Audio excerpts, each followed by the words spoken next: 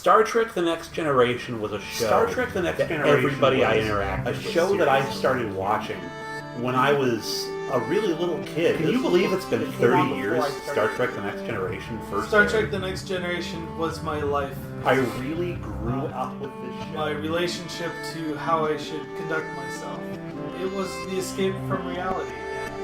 Welcome to Next Generation's First Generation, where Patrick Delmore and Sascha Shouties take a look back into their favorite childhood show, Star Trek The Next Generation. This is where we attempt to reconcile how we felt as children watching the show and looking back as old farts now in our late 30s, almost 40s.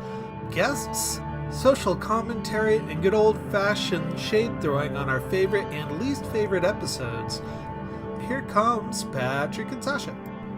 Oh, I almost forgot. This is a watch-along podcast, so make sure to queue up your favorite DVD or Netflix, and we'll give you the countdown of 5, 4, 3, 2, 1 to basically watch along with the episode. So we're rolling. All right. Let me get my water. And the seagulls, they were strolling. And I said, seagulls, stop it now. Gonna run, jump. I can be your backpack while you run. Gonna run, jump. I said, stop it. Hello, and welcome to the 6th episode of Season 2 of Next Generation's First Generation, a Star Trek The Next Generation watch-along podcast. Today we are watching the Season 2 episode, The Schizoid Man, and with me is my regular co-host, Sascha Shouties. Hello! Back again is Alex, over here on my right, because I can remember directions this time. Love to love you, babies. And producer, and well, he's not a producer, he's a designer. Matt Kirchner is with us. Hello. Yay, it's Matt. I could be a producer. You could be a producer, but You need to start paying us money. yeah. Then you can be the producer. The only I'm just person, and then I'm definitely just a creative artist. yeah, the only person paying for this show to exist right now is me. So, all right. So we are going to give a countdown of 5, 4, 3, 2, 1, and then we're going to hit enter on this DVD, which I expect is going to be a lot different from the Netflix remastered version of the show. We will discover it as we go along. Lots of stuff to talk about. 5, 4, 3, 2, 1, and here we go. So quiet. Oh, the Enterprise. Yep. They're going to medical log. Yes, because we got Pulaski's medical log this time. Okay, so they're going after this guy named Ira Grave, the greatest mind in the universe for years. He's lived in near isolation on Yeah. So much for my speed reading. We've got subtitles on, folks. Yeah. Oh, that's a fast. That was a fast transition there. Yeah. I don't think we've ever seen that. Well, it's called a turbo lift for a reason. Which we've now found out that there's somebody that works in turbo lift control on the ship, which has got to be a crummy job to have. Yeah. Because, think of how the transporters work, where it's just you move that dial back and forth. Yeah. I don't imagine the turbo lifts are much more complicated. His job is just to turn the lights up and down for speed as they're running up and down the elevator. He's some admiral's nephew that, they have that test for astronauts where you blow into the thing with the ping pong ball in the water. He thinks he's going to do that every time a turbo lift goes up. Oh, So Geordi and Troy are going over to check out what Data's up to. Oh, and no. this could have happened in the middle of the episode as well, with what's going on. Well, yeah, that's true. But they needed to identify that Data had a personality of his own. Yeah. So I'm going to say something here. We get a good look at Data, and you'll see here in just a moment that he's got a Riker's beard. Riker's beard. Before Riker got the beard, which makes me wonder if Riker said, "Hey, can I borrow that when you're done with it?" And... Yeah. No, this is before. This is season 2. Riker's got a beard now. Does he? Yeah. Yeah, I was wondering what the geez. hell that thumbnail Doesn't he was. remind you of General Zod from Just a bit. from Yeah, Superman 'cause he's really pale. from the 1980s movies? Yeah, if I slick my hair back right after I take a shower, I remind me of General Zod. You will bow down before me, Jor-El. You, and one day, your ass! Did you guys see the robot chicken that's like, you, bow before Zod, and then the camera pulls out, now, with your lower abdomen, kneel before Zod, one before Zod, two before Zod. Wow. It's Troy's gotta spawned by leave because that Zod. beard is so silly. Yeah, Data's confused. That's what you want in a counselor, too, someone who can really contain their emotions and just laugh at you. This is lit very strangely. It's almost like a fisheye shot of Worf there. Yeah. Well, you noticed when Dr. Pulaski was coming out of the turbo lift, some of the lights actually looked a little green there. Yeah, it's a little bit green right now. I don't know if they're filtering it weird or what. So when I was a kid, I remember they'd go to these planets with an outpost like Ira Graves' little palace here. It's called Graves World, Graves believe it or World. not. Yeah. But you'd think that there's nobody else on the planet. It's just like these three people decided to live in a building all by themselves. Yeah, that's what it is in this case. It's just Graves and this female assistant of his. And the funny thing about it is that you're going to find out like her parents died like visiting the planet or something, or they crashed there, and he's taking care of her. So I guess here this is formally season 2, episode 6, which means we've done almost just shy of 30 episodes of Next Generation's First Generation. Crazy. Oh my goodness. Yeah, it's been a little over a year, and if we're counting the movie commentaries, we've done almost 40 episodes. Wow. Well, thank you for hanging on for those who are still listening. Yep. Those who are about to listen, the check's in the mail. It's been a cruel, cruel summer. So, this episode was directed by Les Landau, story by Richard Manning, Hans Beimler, teleplay by Tracy Torme, featured music by none other than Ron, Please Send Me a Free CD Jones. Edward R. Brown did the cinematography. This is production code 131. And of course, as always, since we released this on the time of its anniversary, have a fun and chilly January 23rd, folks, 2019. And if you're listening to it in the future, I imagine your winter is going to be a lot warmer. The Schizoid Man. Woohoo! Or Schizoid if you're nasty. What's the definition, by the way? Of schizoid? Yeah, I can't Google it. My phone doesn't have internet. It means That's a really good question. Schizophrenic. I was just thinking Nobody says schizoid anymore. Well, schizophrenic and schizoid are two very different things. Okay. So schizophrenia is where you can't differentiate between your internal hallucinations and reality. So multiple things are happening at the same time, and you have a poor grasp of what's really happening. It's almost like listening to two radio stations at the same time, and you're trying to dial in one or the other. And now, in this episode, spoilers, Data, his personality is shoved to the side so another personality can come through. And that would be of the great Dr. Ira Graves. So the question is that schizophrenia in a robot? I'm thinking no. No, I wouldn't think Did so. they either. upload this person's personality into his... Yeah, we'll see it. We'll see it in a minute here. And he is a real peach of a guy. Now he's got this amazing reputation. Matt, you would know this. Does he show up on Enterprise? Because he has this whole thing about how he supposedly trained Dr. Sung. No. Okay. So he might be just full of crap about that. This was also in the era of Star Trek where they did not really care about continuity. They make a lot of reference mistakes. They make... They couldn't figure out... Geordi is the transporter chief for some reason. Yeah. Well, I mean, they had Scotty do the transporter in the original series, too. Sometimes it's just one of those. It's like having your favorite driver. It's like, no, I'm going down, so I want Joe to do it. Sorry, Cal, but you're just not up to it. Besides, LeVar Burton is awesome. Yes. Yeah, oh yeah. We love him. Oh, have you watched the new Reading Rainbow yet? I haven't. I listened to his podcast, LeVar Burton Reads. Reminds me of that great meme that came out. What's better than an elf on a shelf? Geordie on a 40.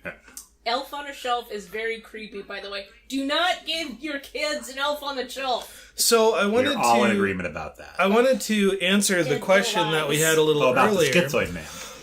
So there is a thing called schizoid personality disorder. Yes. And basically what this means is that you have a lack of interest in social relationships, tendency towards a solitary or sheltered life, secretive, emotionally cold, detached. You have a lot of apathy.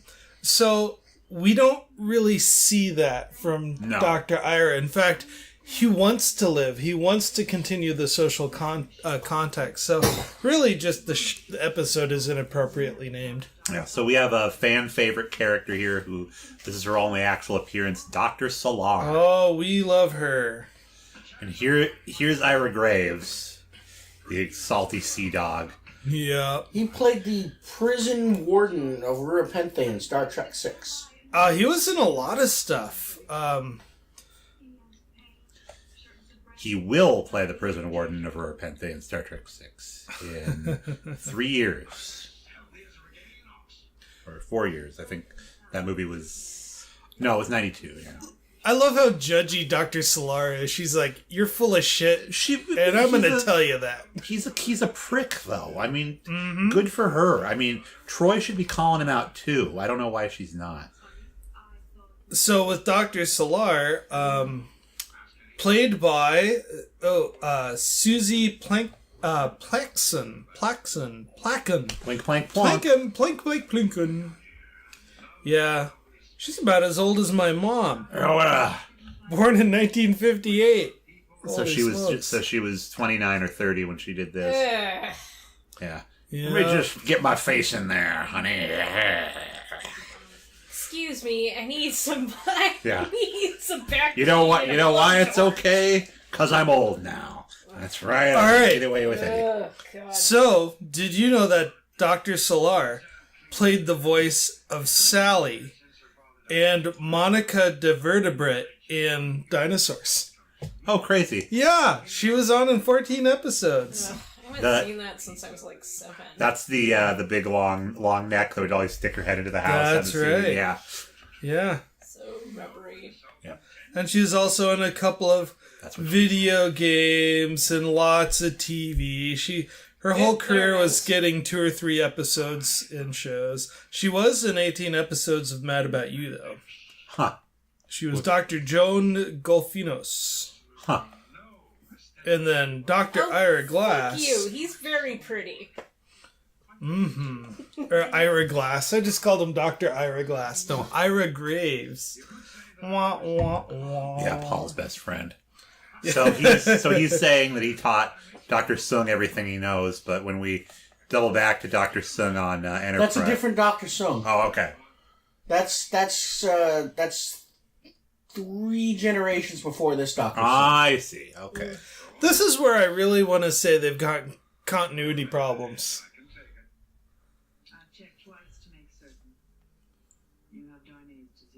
Darnay!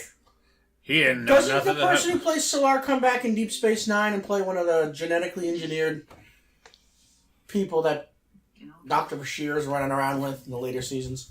Boy, I don't know. It didn't say on your list of what's it, did it? No. Yeah, no, she did not come back. She was not Her face looks familiar. Yeah.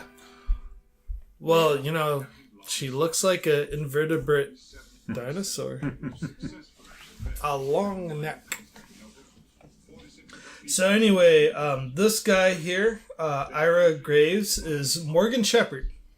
And he was also played as, a number of characters. Did a Vulcan science minister. And he was the commandant of the prison, as he said. He was also in a Voyager episode, that reclusive sea monster hunter. Huh. Do you remember he that seems one? like a sea monster hunter kind of a guy. Yeah. Now he's with Data, insisting Data call him Grandpa. Ooh, that's not creepy. Data should have a separate team for that. Tell your woman to call me daddy. It's fine. I'm 1 million years old. That's not cute. That's a pervert. Exactly. Oh, man. Yes, but he's old, so he's called eccentric. Ugh. I work with a guy like that. He's a volunteer, and he told the woman that had just dyed her hair. He's like, in my day, only whores had hair that color. Oh! Yeah. Wow. Yeah. Forget. Heck of a guy. I don't think it was Eugene Merman, but I can't remember which comedian this was. It was like, my grandfather used to reach out in front of him, and if there was a woman in arm's reach, he would just reach out and grab her butt. Beep, beep. She turned around, be all offended, see it's a cute little old man. You think, oh, no, he's a pervert. This guy could be... Eugene Merman could play this guy with a little, not too much makeup. He'd actually be cute as a little old man, and he could totally sell it. He's got the attitude. He's very flexible. That or like an old gold miner. Yeah. Mm-hmm. Yeah. He's been on a lot of Archer. Or the guy who robs your gold miner, and he's the other gold miner who comes and jumps your claim. All right, I've got an announcement to make here. So, I'm an avid gamer from the 90s. Are you now? Yes, and Morgan Shepard was in Zork Nemesis, one of my favorite video games from the day, 1996. Was a character in Escape from Monkey Island. Very cool. And also a voice actor in Civilization 5. What? Yes, I know that. He did the intros to all the civilizations. Yep, that's right. That's why I knew his voice. I'm like, who is it? And then he was in a lot of movies. Tons and tons and tons. He was in Gettysburg, too. Mm-hmm. Played a Confederate general, which nobody will be surprised about. You know, if I were in the future, I'd want a Vulcan doctor, too. I could see that. Because it'd be one of those, you'd walk into the doctor's office and go, oh, I'm not feeling well, and she'd just be like, that's because you're fat. It'd be one of those no-nonsense. It was like if House were in the future, he'd be a Vulcan. He was also a main character in Biker Mice from Mars. Huh. I remember that show. I knew it existed. I never watched it. And he was in Sequest as the old man Professor Martinson. Yes, I remember that. And I loved that show, Sequest. It was he was in there for 7 episodes. I would love to do a commentary on that someday. Also in Babylon 5. You know, actually, I like seeing crossover actors from Babylon 5 into Deep Space Nine. I don't. Except for, what's his name? He used to play Hercules. He's a really obnoxious Bible banger these days. But anyway, this guy's been everywhere. Well, he's been in 3 character. episodes of The Librarians, for Christ's sake. If you want to see some bad TV, bring up The Librarians. So he's still alive, or He's still alive. Yeah, he's 86. It looks exactly the same. Yeah, he just has a little less hair. which means he was 56 when he filmed this. So he's doing a much better job of playing an old man than Colonel Iguana from that other episode that we watched. I think he's clenching Colonel his face Iguana. on purpose. Oh, so have they bonded yet? No, he's about to put him in there. Matt, you said something that was very true about this episode, that this is like some kid got the job to write the episode. Oh, yeah, some executive producer's, wife's nephew or something like that wrote an episode and they kind of had to produce it. Well, it's a very Star Trek concept. It's just not It's executed just a poorly written Star Trek concept. The Binars did the same thing in the first season, only with an entire planet in the Enterprise. Now they're just going to do it on the original series, too. They had a woman who printed herself in the computer of the Enterprise and tried to take over. Yeah. Oh, and then you have the Moriarty. He was that was just a better written version of this. Yep. And so this tells me that there's just a premium in putting consciousness in hardware. So really, all this crime is happening because the need has not been met. Wow, that is a bad-looking Enterprise in that shot. And that or they just decided we're not hiring anybody's nephew after this again. You mean they Unless he's haven't gonna be the developed the security chief. technology to capture your consciousness when you're going to die and put it in a robot? I'd do it. I would too. Gone? Watch I wake up and instead of... there he is out the window. Yeah. Oh, Ira, How he's funny not would it wearing be if pants. we developed the technology to put our Somebody consciousness in a robot before Get we die? It would be like you to accidentally, air quotes, switch it with a Furby. Damn it, Matt! What did you do, beep boop? If I have to go out, I'm going out like my forefathers before me, kicking and screaming and naked. Yeah. This is cool. Just watching him go to warp past all the planets and come forward. That they rarely do that shot, and it's a great shot. It is. It's too bad Guinan wasn't there to sort things out. This is the second episode in a row we've watched where it's like, if Guinan was here, it would have been a lot better for everybody. I'm surprised there's not even any turbulence. Well, if Guinan were there, they would have found a way to reach out to Ira Graves. Mm-hmm. So this is one of those tragic things where, because the villain acted like a villain, he lost what he was trying to get. I don't think Guinan would have put up with any of Graves' shit. Really? Like any of it, yeah. Because it's like, what's her name said? Dr. Solar, just called him out. She's like, no, he's just a misogynist. Like, pretty much, all of these achievements you can do, you can just boil him down to he's incredibly disrespectful to women and thinks that it's charming.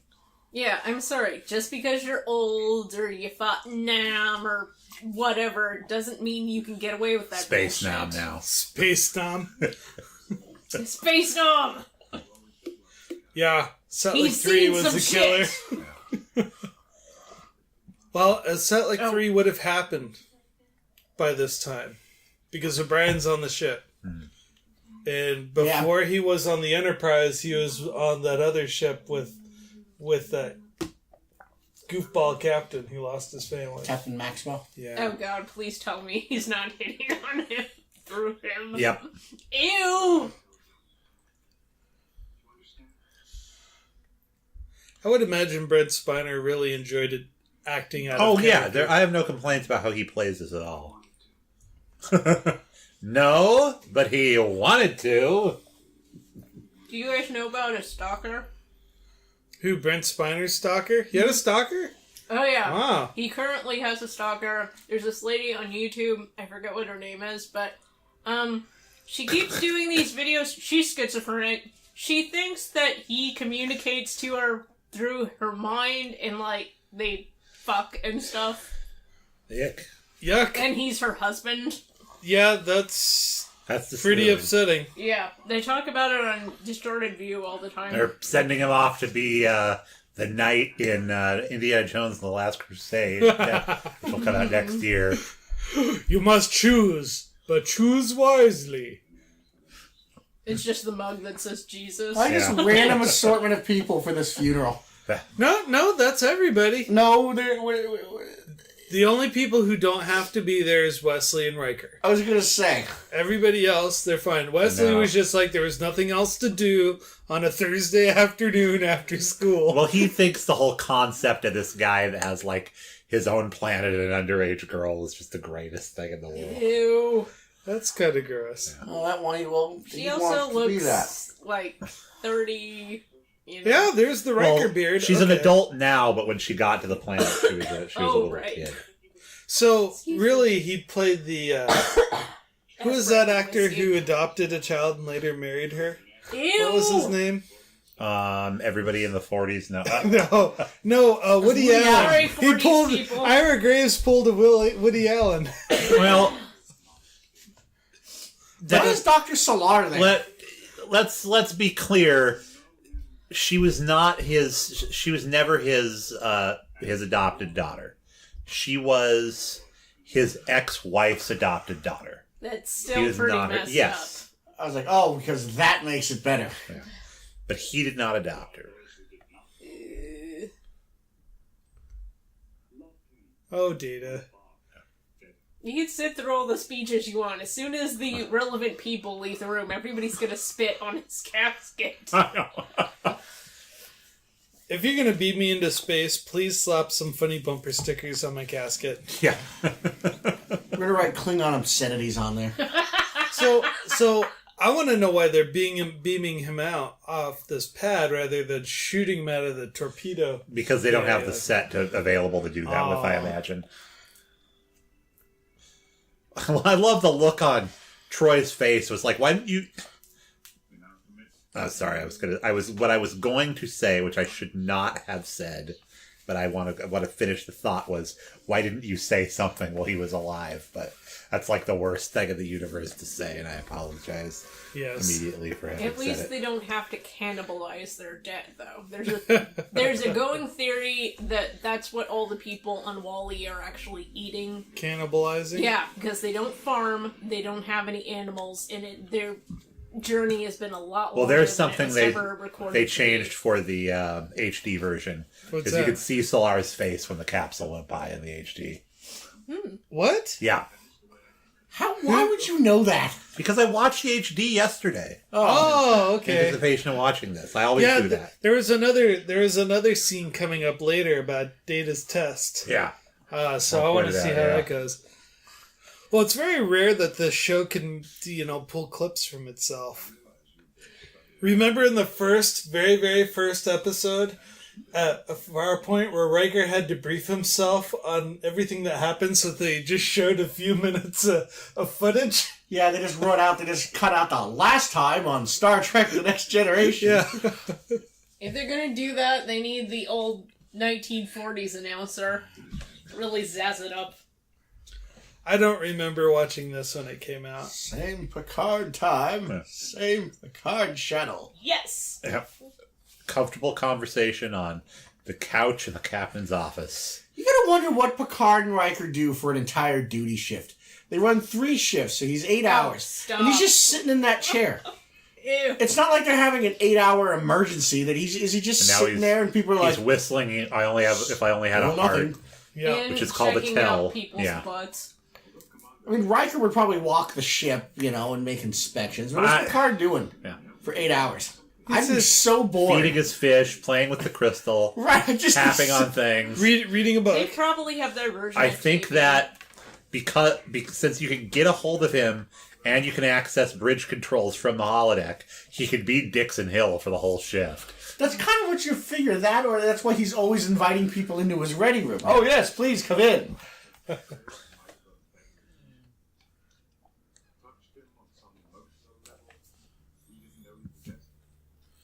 She's like, he didn't possess an emotional level that we didn't know about, Captain.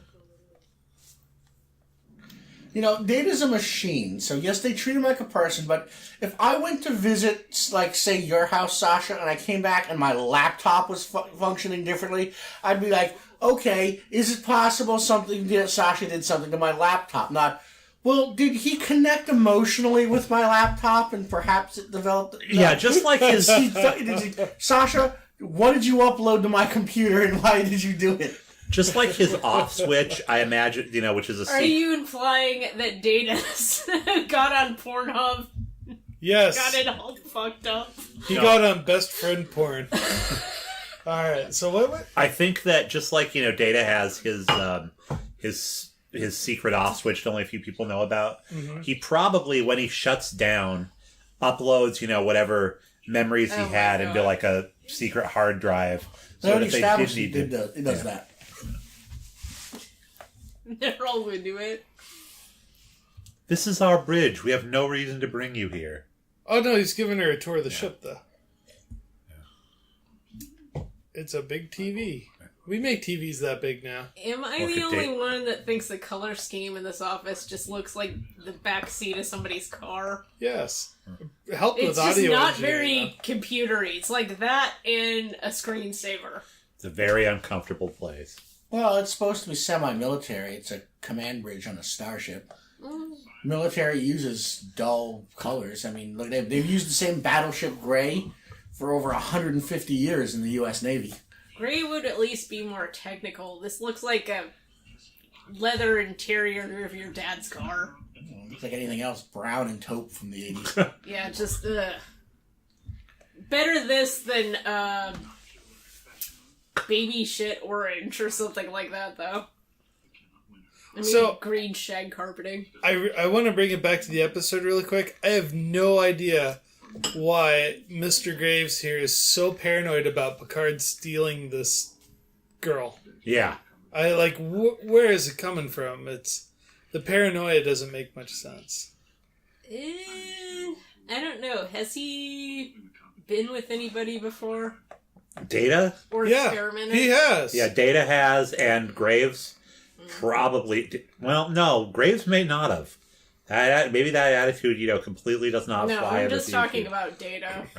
They think it's just Data right now. Well, yeah, my theory is that Data had a long-standing relationship with Troy after the first encounter they had in the second episode. You mean Yar, not Yar, Troy, yeah. Oh, how could I make that mistake? I'm so sorry. Ah, yes. Yeah, he's a little too... Yeah, he's acting weird. I kind of like ballsy Data. He's funny. Again, I think he says that there's something wrong with your circuitry. Again, it wouldn't be his circuitry that's wrong. It would be his software. Well, back then, this is what, 89? They didn't really know what software was. Like, the mainstream. Yeah. They're just like, hey, look at this contraption I have. Not, look at this great software I have. But they knew that back in the 60s when they'd have the problem with the original series. There's something wrong with the computer on the Enterprise. Not, there's something mechanically wrong with the Enterprise. They could distinguish where the computer was messed up. You're just pretending. Yeah. You fucking liar. Well, this is the paranoid, the Inquisitor's paradox. The person insists their guilt, which means they must be guilty, so you have to look further. This is a cool effect. Yeah. I like this. You think they drew that in? I imagine so. Yeah, they would do that. It's that cool lightning effect. This is right about where You're Troy's going to give him the test.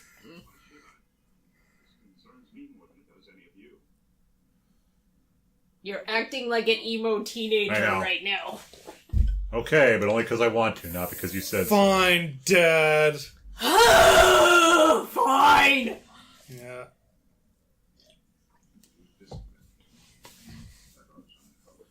You couldn't discipline your way out of a wet paper bag at this point, Captain Picard. Oh, sure he can, just not in that way.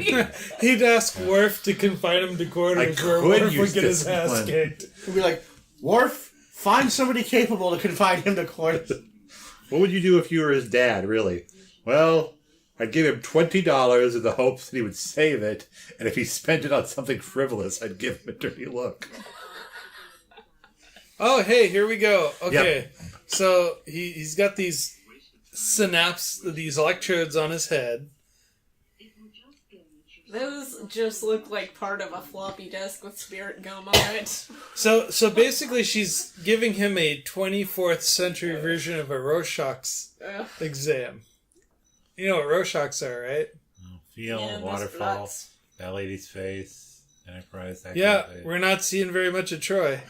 You mean of Yar? Yeah. Why am I mixing them up? Maybe. Yeah. Oh, there she is. Okay. There was two. There was one of them kissing, too. Yeah. A lot of footage from Wrath of Khan in there. Was there? Yeah, the Genesis device and the presentation of it. That's weird they would do that because that's supposed to be a highly classified thing. Yeah. Well, he's acting like a dick. Speculate? That's what we do for the first half of every episode. I turned him off and then turned him back on again, and it didn't fix the problem. But did you blow out the gunk in the mouse? Yeah. I was just thinking that. Turn him off. By the way, Captain, leave out the gunk in the mouse. While we're here, Captain, while we're here, I'm gonna have to talk to you about my space herpes. There's a book called Love Hurts. They're like, we're going to this part in the galaxy because they've got the best free healthcare ever. The guy goes to the urinal, goes to pee, and there's a glow coming off of his piss. Like, nuclear Simpsons kind of glow. This happens if you are that fucked up, you need to see somebody. Yeah. Like that. That bathroom egg salad sandwich. Who's wrecked in the toilet? What's this black cracker? Oh, God. It's an egg. So they spent the last 5 minutes measuring how much of a dick Data really has become. Pretty much. And now we're getting the final readout from Troy. He's doing everything but wave his penis at traffic. Pretty much. This ain't the last time they're going to have to do this about Data. Yeah, no, something wrong with Data is a common theme in this show. But I don't know how they make the connection to Ira. Oh, it's because he tells her. That's right. He tells the lady.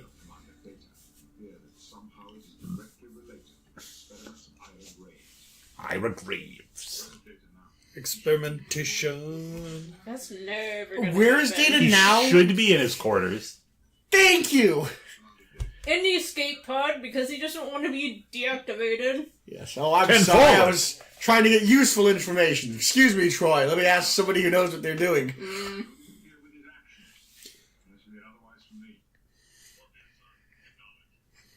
I was in 10 forward too. Kind of blitzed. Blitzed? What is it with these 8-hour shifts, Captain? I mean, seriously. Sometimes I just want to go get drunk. I'm surprised there's not worse. Or is that something they tap into? Like space drugs? Space drugs. Oh, we had a space depending drugs upon what episode. series you're thinking about. Intentional space drugs. They did not like space drugs in the spores. original series. Yes, they did. Watch, they repit the Enterprise to make it look like the Dare bus. No, Just they would just paint the Dare logo on the Enterprise. Barf. That would be just... Yeah, it was seized. It would be like a seized Ferengi vessel or something that they did that. Anybody else get stuck doing 4 anti-drug courses before they let you go to high school? No. No. I didn't have to do one. You didn't do the DARE program at all? No, because I was homeschooled that year. I got a medal It's so for the DARE program. Nice. Got to read my essay and everything, and the Homer's County Sheriff came out and presented me a medal. I got a gift certificate for doing posters for that kind of crap, but if I knew now what I knew back then, I'd probably go with something more reasonable rather than somebody taking LSD and jumping off the roof. I got they're super so nervous old. before my speech. This is the first time I ever made a public speech. Yeah. Yeah. Oh, we're talking about the same guy! I know. And Troy's like, wow, you have so much agency. How is that possible?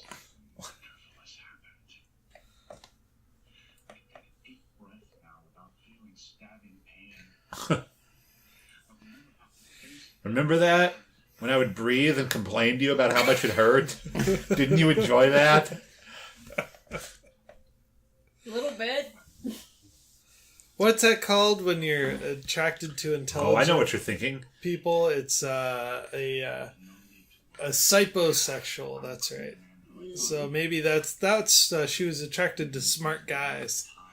Or Well, she'd be really attracted to Data then. yeah, I know. Yeah, but it's not Data. It's creepy grandpa. It's creepy grandpa Data. Ugh. Why are you crying, Kareem? The cold metal cock. It still isn't. You're the person who raised me. You're creepy. See, the problem is not only is he telling just how able-bodied he is, he's loading all these expectations of a new relationship on her too. I know, for the very first time. This poor woman. She's like literally, I was kept in a prison and stayed there out of a bizarre sense of obligation. It's like I celebrated when they took me off the planet and he died. And now, like, you're bringing... I mean, this is like... You're like PTSD in machine form guy. Yeah, I know. It's like a Law and Order SVU in space. Well, he did break her hand, and that was what they needed to make a move on. You know what? I'm really Now sorry. it's into domestic violence territory. Speaking of Law and Order SVU in space, I'm really sorry I they never watched the did. hell out of that. Where they never did an episode of the show where Elliot was possessed by the ghost of a murderer. Because they don't do sci-fi on that. I know. I'm just saying. And that would be an absolutely ridiculous. Wasn't there a Somebody do a sci-fi? comic about that and then link us, please. Wait. Wasn't there a futuristic detective show back in the 80s? It was live action. Max Headrone. No, that was a No. comedy. Never mind. Oh, it was actually a spin-off of Baywatch and it really sucked. Oh, Baywatch Nights. Yeah. That wasn't in the About future, that on though. Distorted That wasn't View. the future, though. Yeah. Ugh. Oh, there's Data. And a pile of bodies of people that he knocked down because they got in his way. So this is exactly where the climax of He's gonna kill somebody. the Worf episode with the renegade Klingons happened. Here's what I don't understand is the villain being violent is a sloppy, easy solution to wrap up the plot. Had Data not, or had Ira not assaulted all these people and not acted weird and just said, I'm still alive and I don't want to die. Please help me. But Or if he just said, hey, you know what? I'm still Data. You don't see anything wrong with me, so I'm just going to resign and leave. yeah, And then started acting like a dick. true. If he just said, I resign, well, you really can't stop me. Goodbye. Yeah. Free to live forever. He'd have gotten away with it. Well, the plot, for it to be good TV, you've got to force Picard and the crew to resolve the conflict of two people occupying one body. And by the way of them doing it this way, it's just sloppy. It's the easy way out. Oh, well, you're a misogynist. You're an asshole to the captain. You assaulted 3 people. You're racist against machines. Yeah. So you don't deserve to live. So And you beat we're the gonna. shit out of Jordy. Yeah. He's blind, you ass. Yeah. But the thing is, they made him a convenient character to dismiss. And what I'm saying that had they written him as to be a more sophisticated character, would they have just thrown him away as easily as they're about to do now? If he was less of a dick, wouldn't they just suggest, hey, let's find a blank chassis to upload your consciousness into? Yeah, exactly. Or a computer. They could have gone back to the... But he's getting all psycho. They could have introduced him to, what's his face, Moriarty on the holodeck, and they could have been palling around together. Oh, well. But you fucked it up, so you're going to get deleted.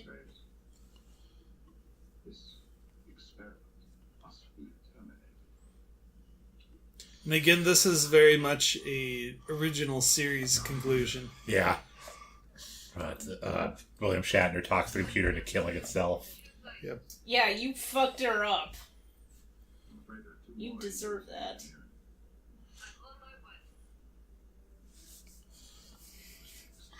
You. No, you're psycho. That's a great way to get assaulted, by the way. Just getting in someone's way. I know. He's literally just like a subconscious squatter. I live here now. What? Yeah, you left the door unlocked, so I just walked right in, and this is my house now. If it was an actual house, he would have shit all over everything. He just does not care. This is one of those things where they have to bulldoze the house because there's that much trash on the inside.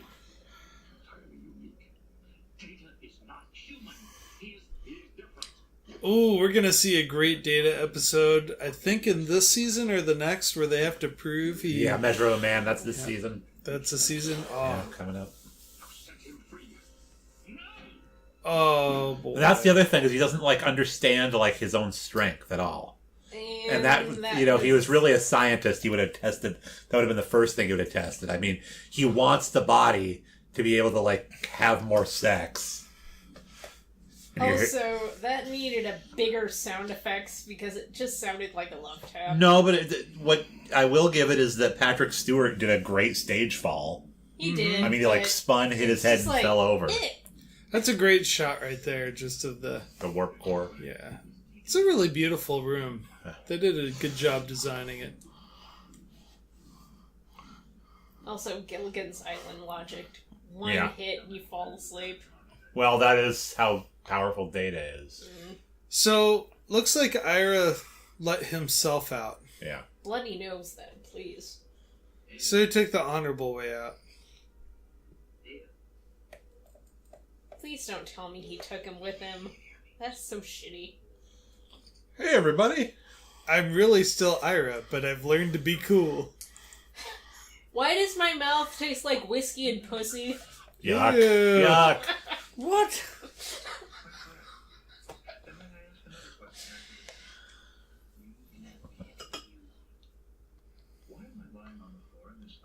And they all just laugh. Wait, what? Nothing, seriously. Oh, seriously, Data. dude. Roll credits. Yeah. Take a shower and go get an STD. I don't think. now. It's like I don't think this is my uniform. So, yeah, the pips are wrong. So Graves put This himself in the certainly isn't computer. my underwear. Yeah. It's 2 sizes too small.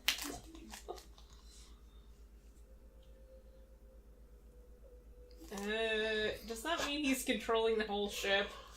They'll explain it with some gobbledygook 'Cause that would says, suck. maybe the system just couldn't hold the emotion and personality, and So they nothing left was her by. at a starbase, which is friggin' huge. Oh. Starbase looked like a planet. Thought it was a planet. No, it was a starbase. What? Yeah, that's what they said. They were taking her to the nearest starbase. We can have a starbase on the planet. Farpoint Station was a starbase. That's not a starbase. That's a station. Oh, He was a huge dick. please. So a starbase Yes, is a forward a operator. That's why lot. Deep Space Nine is not a starbase. It's a station. And see, it is a different military classification. So a starbase would have an admiral running it. Well, he's not in you anymore, so That's why Weird.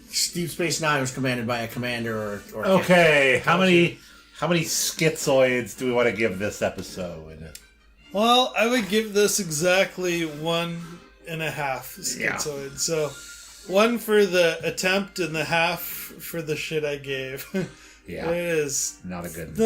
not a good episode at all. The best part of the episode was Data's beard. I say the best part of the episode is Dr. Solar.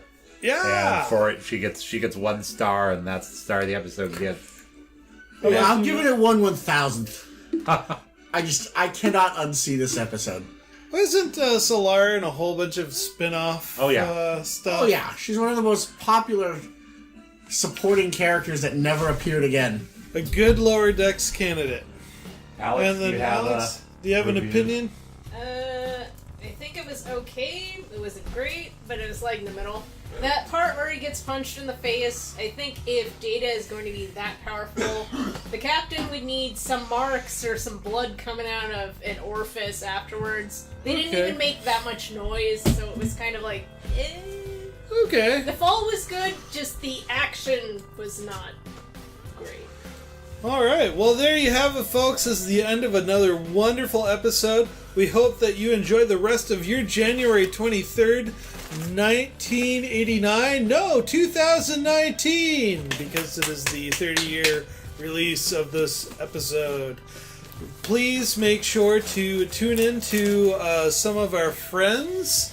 That is the Two True Freaks Network. We've got some great episodes on there from our Shore Leave series that And- we'd love you to go back and listen to. Andy Leyland today, the 11th of November, 2018, just posted on his show, Palace of Glittering Delights, his top 10 Star Trek The Next Generation episodes, so give that a listen.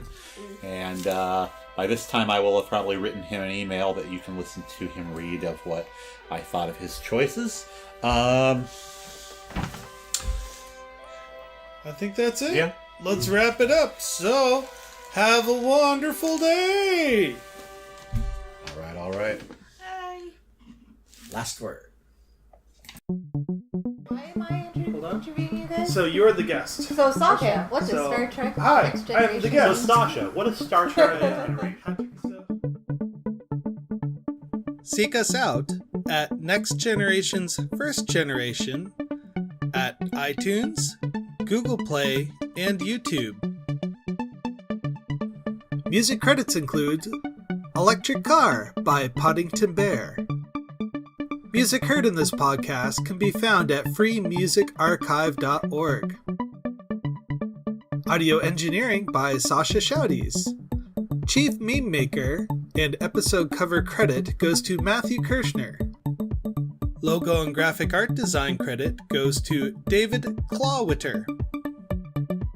And special thanks to Patrick Delmore for working with other podcasts to make sure the good word gets out. Do you have a podcast that you think people should be listening to? Send us your promos and we'll play them on the show. If you'd like to email the show, you can email us at nextgenfirstgenpod@gmail.com. I've been Patrick Delmore. And this is Sascha Shouties. Thank you very much for listening and have a wonderful day. Good night.